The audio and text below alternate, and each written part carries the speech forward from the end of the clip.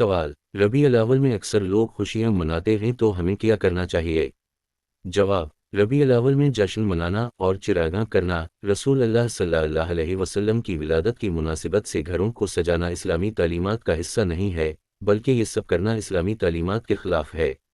حضور اکرم صلی اللہ علیہ وسلم نے نبوت ملنے کے بعد اپنی حیات دنیاوی، جس کی مدت 23 سال ہے، میں ایک مرتبہ بھی اپنی ولادت کے دن جشن نہیں منایا، اور صحابہ کافر الف میم، تابعین، تبا تابعین، ائمہ مجتہدین نے بھی اس کو کبھی نہیں منایا۔ خیر القرون اور تقریباً ابتدائی 6 صدیوں کے علماء صلحہ اور اولیاء کرام نے اسے نہیں منایا۔ 7ویں صدی ہجری میں ایک بادشاہ نے اپنی حکمرانی بچانے کے لیے عیسائیوں کی جانب سے کرسمس منانے کے مقابلے میں یہ سلسلہ ایجاد کیا، لہٰذا ربیع الاول میں ثواب سمجھ کر اہتمام سے چراغاں کرنا بدعت ہے۔ نیز ان ایام مخصوصہ میں خاص طور پر کھانے پینے کی اشیاء بنانا اور تقسیم کرنا بھی بدعت ہے، لہٰذا ایسے کاموں سے اجتناب کرنا شرع لازم ہے جن کو عبادت و ثواب کی امید کے ساتھ نہ رسول اکرم صلی اللہ علیہ وسلم نے بذات خود کیا ہو اور نہ ہی صحابہ کرام و خیر القرون میں کسی نے کیا ہو،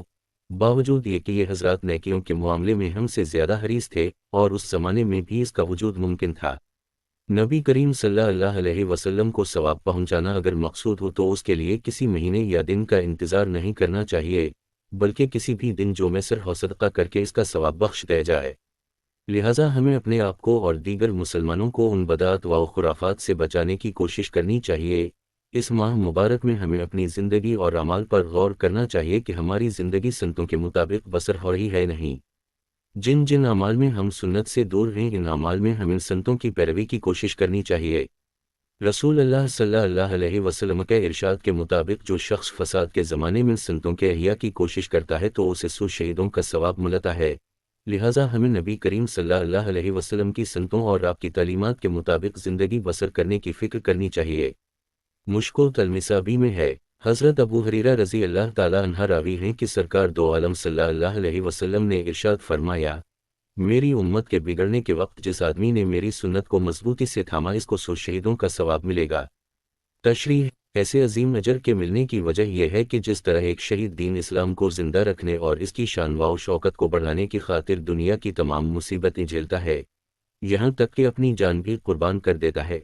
اسی طرح جب کہ دین میں رخنہ اندازی ہونے لگے اور فتنہ فساد کا دور دورہ ہو تو سنت کو رائج کرنے اور علوم نبوی کو پھیلانے میں بے شمار مصائب و تکالیف کا سامنا ہوتا ہے، بلکہ بسا اوقات اس سے بھی زیادہ مشقتیں اٹھانی پڑتی ہیں، اس لیے اس عظیم اجر کی خوشخبری دی جا رہی ہے۔ مظاہر حق: حضرت بلال بن حارث مزنی رضی اللہ عنہ راوی ہیں کہ سرکار دو عالم صلی اللہ علیہ وسلم نے ارشاد فرمایا، جس آدمی نے میری کسی ایسی سنت کو زندہ کیا، یعنی رائج کیا، جو میرے بعد چھوڑ دی گئی تھی، تو اس کو اتنا ہی ثواب ملے گا جتنا کہ اس سنت پر عمل کرنے والوں کو ملے گا، بغیر اس کے کہ اس سنت پر عمل کرنے والوں کے ثواب میں کچھ کمی کی جائے۔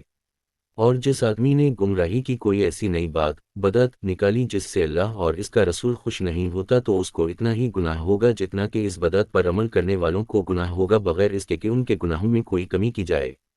جامع ترمذی۔ اس حدیث کی تشریح میں صاحب مظاہر حق لکھتے ہیں، مطلب یہ ہے کہ سنت پر عمل کرنے والوں کے ثواب میں کوئی کمی نہیں ہوتی اور سنت کو رائج کرنے والے کو بھی اس کے برابر ثواب ملتا ہے، اسی طرح بدعت پر عمل کرنے والوں کے گناہوں میں کچھ کمی نہیں ہوتی اور بدعت پیدا کرنے والے کے نامہ اعمال میں اس کے برابر گناہ لکھا جاتا ہے۔ یہاں سنت سے مراد مطلق دین کی بات ہے، خواہ وہ فرض ہو یا واجب وغیرہ، جیسے کہ نماز جمعہ کے لوگوں نے اسے چھوڑ رکھا ہو اور اسے تبلیغ و ارشاد کے ذریعہ قائم کیا جائے، یا ایسے ہی مصافحہ اور دیگر مسنون چیزیں جو متروک العمل ہو چکی ہیں، ان سب کو رائج کرنا بے شمار حسنات کو موجب ہے۔